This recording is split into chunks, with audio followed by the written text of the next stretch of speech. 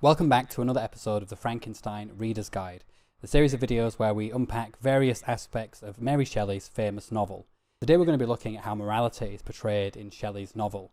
In particular, we're going to look at how she subverts traditional tropes around the association between beauty and morality, and how she does this through her story, and also through her characters, who often actually have this morality, but Shelley ultimately criticises them. We'll also be looking at what kind of moral perspective, if any, the novel actually takes, especially towards questions around science, the purpose of science, and the moral responsibilities of science to the people around them. Part 1. Aesthetics shaping morality. Now, beauty and ugliness are often portrayed as having a kind of symbolic connection to good and evil.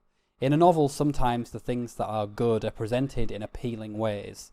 The virtuous heroine is very beautiful, whereas the evil villainess tends to be quite ugly, or if she is attractive, it's in a sexualized way, so there's an edge or darkness to it. A paradigm example of this kind of writing is in Dickens, whose evil characters are often repulsive caricatures, often to absurd heights. I'm thinking here of Daniel Quilp, the evil dwarf, from the Old Curiosity Shop. Here the aesthetics are used to match the morality. This is also known as physiognomy, which is the idea that you can study someone's facial expressions, the way they look, and actually determine a moral character from that person.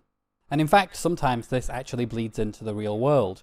Oftentimes when someone is attractive, we tend to give them the moral benefit of the doubt. We assume that they're good people, and when someone is ugly, we tend to not give them a break in the same kind of way. But then these things can also go both ways.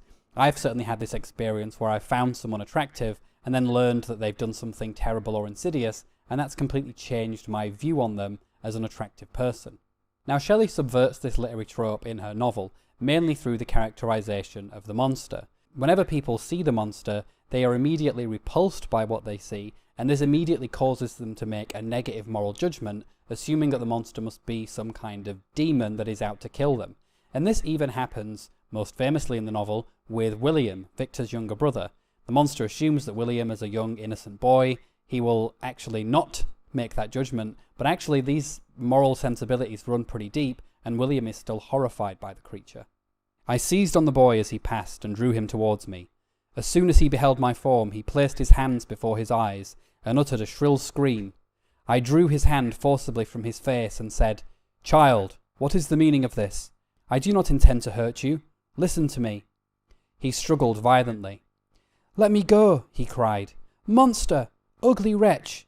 You wish to eat me and tear me to pieces. You are an ogre. Let me go, or I will tell my papa." But of course, as readers, we know that the monster's physical appearance does not reflect his moral character.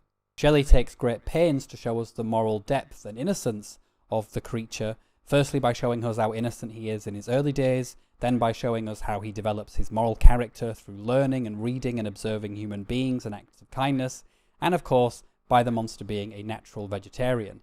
But unfortunately, none of this gets through to the people who come in the monster's path. All of them reject him, mainly just because he's ugly and repulsive to them, and so they can't help but moralize him in a negative way. So while the novel as a whole subverts this idea of beauty being connected to goodness and evil being connected to ugliness, many of the characters in Shelley's novel fully endorse this perspective, this idea of physiognomy. In previous videos, we've talked about how Victor is very superficial when it comes to his belief that Elizabeth is a moral person. Although she does turn out to be a good person, he doesn't base this judgment on any act of hers when he first sees her, but just on the basis of her being a very pretty and attractive woman, and he doesn't lend the same sympathy to her siblings, who he describes as being very ugly, and so he assumes that they're just morally defective in some sense. And likewise, when he rejects the monster, he isn't doing this because he sees the monster doing anything terrible, he's just so repulsed by the monster that he assumes it must be evil. But one case that we haven't looked at with Victor yet is how he does this with respect to his two professors, M. Krempe and M. Waldman. Very briefly, Krempe is someone who is quite critical of Victor's metaphysical inspirations, while Waldman is a little bit more supportive. And here's what Victor says about Krempe. M. Krempe was a squat little man, with a gruff voice and a repulsive countenance. The teacher, therefore, did not prepossess me in favour in his pursuits. So already, before Krempe has even rejected Victor, he's letting that impulsive disgust that he feels towards his physical appearance affect how he treats him as a professor. On the other hand, here's what he says about Waldman. This professor was very unlike his colleague. He appeared about 50 years of age, but with an aspect expressive of the greatest benevolence. A few grey hairs covered his temples, but those at the back of his head were nearly black. His person was short, but remarkably erect, and his voice the sweetest I had ever heard. And so here we have a much more positive description, and this disposes Victor much more towards this person's character. I like especially how you get the direct comparison where he describes Kremp as squat, which is not a very nice way of calling someone short, but with Waldman he just describes him as short, but then follows that up with a very flattering compliment. Interestingly though, Victor does eventually warm to Kremp after studying at the university for a while, although he can never let go of the fact that Kremp is not an attractive person, and this always holds their relationship back a little bit. I found even in M. Kremp a great deal of sound sense and real information, combined, it is true, with a repulsive physiognomy and manners, but not on that account the less valuable. So in this way, the novel shows us how people's moral impulses can sometimes be guided by their physical disgust or arousal towards a being. And this is quite an important lesson to learn because, as I said at the start of this part, it is something that we do experience in our ordinary lives. We are inclined to give beautiful people the benefit of the doubt and to think well of them, especially in terms of their moral character, and we're not willing to lend the same sympathies to people who are less attractive, and in fact sometimes we might even think the opposite of them. But the perspective of Shelley's novel ultimately counters this and shows us the folly of our having such ideas. Part 2. The morality of nobility versus common people. So while Victor is mainly associating the beauty in terms of physical beauty or ugliness with moral virtues, there's another kind of beauty-ugly morality association at play in the novel, but this relates to social class, with the noble classes representing the elegant, beautiful society, and therefore associated with being more moral, while the lower classes are seen as less refined, ugly and repulsive, and therefore associated with evil and vice. We actually get our first glance at this at the very beginning of the novel when Walton sees Victor for the first time, and at first he believes that Victor is some savage inhabitant of some strange land, a very negative thing to say, but then he changes his tune when he realises that Victor is an European. Now European here is being used as a way to associate a person with having a certain kind of refinement, culture and elevated morality, whereas some savage inhabitant of some strange land is associated with something hostile, ugly and brutish, and therefore something that is not moral or outside of the realm of morality. Now we have to remember that at this time it would make sense for Walton to think in this way. You know, you're talking about a time in which people weren't very well travelled, they knew what their refined world was like, and then suddenly they're going out into nature and they're getting lost at sea, they're seeing the Arctic, they're seeing people who live radically different lives from themselves, so naturally this kind of thinking is going to be rife within communities as they travel and see the world. And this is ultimately, I think, what Walton reveals when he talks like this. Now this theme of social class as being associated with morality is throughout the novel as well. We talked about Justine in previous videos and her court case, and I'm going to bring that up again here because it's very salient. Justine is someone who is actually a very pretty person like Elizabeth, and this gives her some sympathy, especially in the eyes of Victor. But unlike Elizabeth, who ultimately does come from noble stock, Justine doesn't. And so when Justine is seen to fall in the eyes of society, when she steals the locket and murders William, despite the fact that the evidence for her crime is circumstantial, society is very quick to assume that no, she must have stolen the item because she comes from a social class where that sort of thing is just the done thing. And then Shelley puts this bias on complete display when Elizabeth, the noble, beautiful woman, tries to stand up for Justine, and the crowd sympathises with Elizabeth, but hates Justine all the more because they assume that she has somehow manipulated Elizabeth. And so again, it shows in really stark contrast the ways in which social class is another way that society tends to moralise, ascribing morality to the upper echelons of society while morally denigrating those of the lower classes. I've talked previously as well about how Justine and the monster kind of resemble each other, and this holds true in this morality case as well. While the monster represents how physical ugliness can be associated with vice and evil, Justine represents how coming from a lower social class represents the exact same thing. And so that's why I think that these two have the most tragic fates in the story. Also, through both of these characters, Shelley is able to subvert this idea that morality is connected with beauty, whether that's physical beauty or class beauty, if you like. Justine and the monster are some of the most innocent characters in the novel, and they are completely condemned because of superficial appearances. Part 3. Principled versus personal morality. In philosophy, there are lots of different moral theories, but there is an interesting, somewhat modern distinction that feminists especially like to mention with respect to morality, and this is a distinction between so-called masculine morality and feminine morality. Masculine morality is very roughly characterized as being predicated on objective truth, objective universal principles that apply to everyone, and often it's based on ideals of duty, justice, and reason. Feminine morality, on the other hand, is much more localized and personal. It's much more contextual as well, focusing on intimate relationships and the complexities of navigating these localized interpersonal situations. Now, whether or not this is, a biological difference between men and women is not really relevant to my point, but what I will say is likely that these two kinds of morality have probably emerged and become to associated with men and women because traditionally they occupied very different social spheres. Men typically in the world of politics, where ideas around justice, duty, and objective morality are more useful and important. Women living at the home and the hearth, much more embedded in the local contexts, interpersonal relationships, so you can kind of see where these two kinds of morality would come from. Now, one thing that I found when I was reading Frankenstein is that most of the moral characters in Shelley's novel tend to either have, or at least encourage Victor to have, this more feminine style of morality. Victor is someone who talks a lot about abstract ideals, ambition, and all of those things, but he often doesn't talk about his intimate relationships, at least not when he's becoming fanatical and obsessed about his quest for knowledge. As I've said previously, he tends to cut people off whenever he's doing his experiments, whereas everyone around him, the good characters, are always telling him, you need to look to the people around you. You need to not lose connection with the people around you.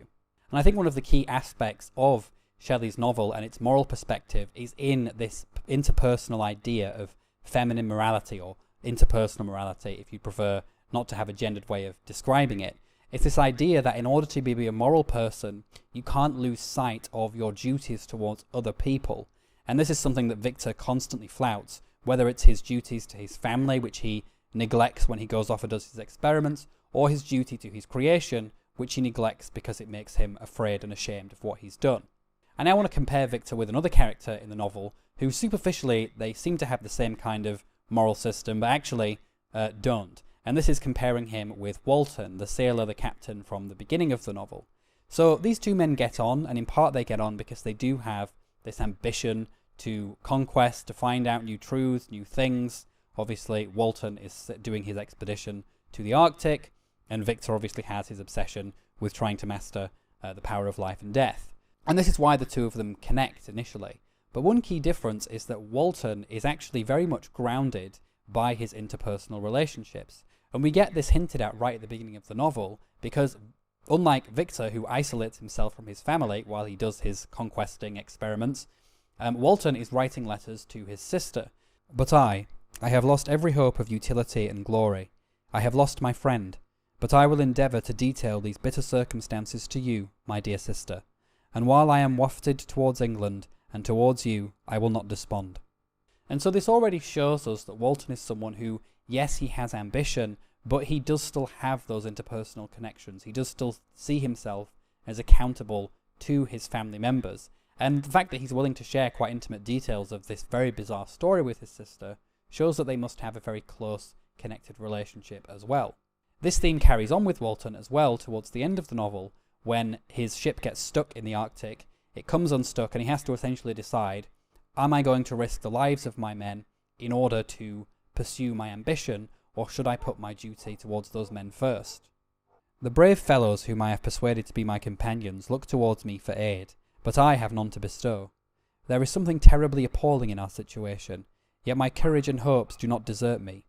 Yet it is terrible to reflect that the lives of all these men are endangered through me.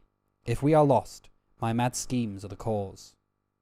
Another example of these two styles of morality coming into conflict is with Elizabeth, whose personal morality connected to her relationship with Justine comes into conflict with the principled morality of justice and even religion when Justine goes through her trial.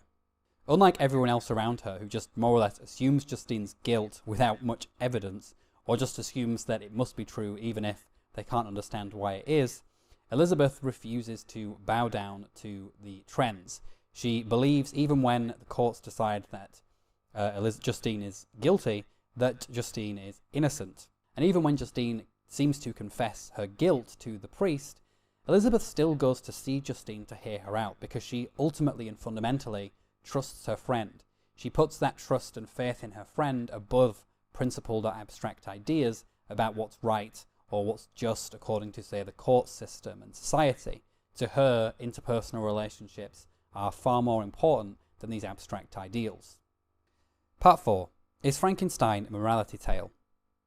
So it is tempting to think of Frankenstein as a kind of moralizing morality tale, and it certainly does have a moral perspective. It's one that tells us not to, conduct dangerous experiments or to have the hubris to pursue human knowledge without considering the implications on those around us and of society. It's certainly a novel that takes that perspective. I've also argued here that it subverts this wrongful connection between beauty and morality and ugliness and evil. But when it comes to the question of whether the tale is a morality tale or whether it just has a moral perspective, I would argue towards the latter. I don't think it is a novel that really moralizes, and there are little subtle hints of this in the way that Shelley presents the moral perspective of her story. And this ultimately stops the novel from becoming a polemic. So right at the beginning of the novel, Frankenstein says to Walton, "I imagine that you may deduce an apt moral from my tale." So this looks like it could be leading towards a morality tale, but the key word there is may deduce. By using that suggestive term, Shelley is directly calling on the reader perhaps to just explore or think about the content of her novel, rather than giving you a moralizing lecture about what you should think towards the novel. And this is further reflected in the fact that Victor himself is constantly backsliding on the question of whether there is a lesson to be learned from his story and what that lesson is. All of these things are invitations to explore different moral perspectives in the novel, and that's why ultimately it's a very engaging novel and worth debating and discussing right up to this very day. Ultimately, if I was to say that the novel had a moral perspective or there was a takeaway from the novel, it really would be less about the hubris side and more about making sure that when you pursue knowledge, when you pursue ambition, you make sure you always keep it in mind, why exactly are you doing this? Are you doing it just because you want power and you want to dominate others? Or are you doing it because you actually want to help those around you and you think that by discovering these secrets, you will make the lives of those around you and the world a better place? Now, you can do that through the personal morality that I described, where you think about your connections to other people, but you can also do this in a more objective, principled way as well. Thinking about what is just and fair, you can actually still tell a story about why it wouldn't be good to just blindly pursue knowledge without any consideration of the consequences. I also do think that there is a bit of a critique of science here, and in particular the way that scientists tend to sometimes objectify human nature and nature in general in a way that can sometimes lead them astray morally. I certainly remember in my university experience, whenever the biologists were having to do the ethics training courses or whatever, or the ethics modules, they would often complain about it and see it as a very annoying thing that they had to do.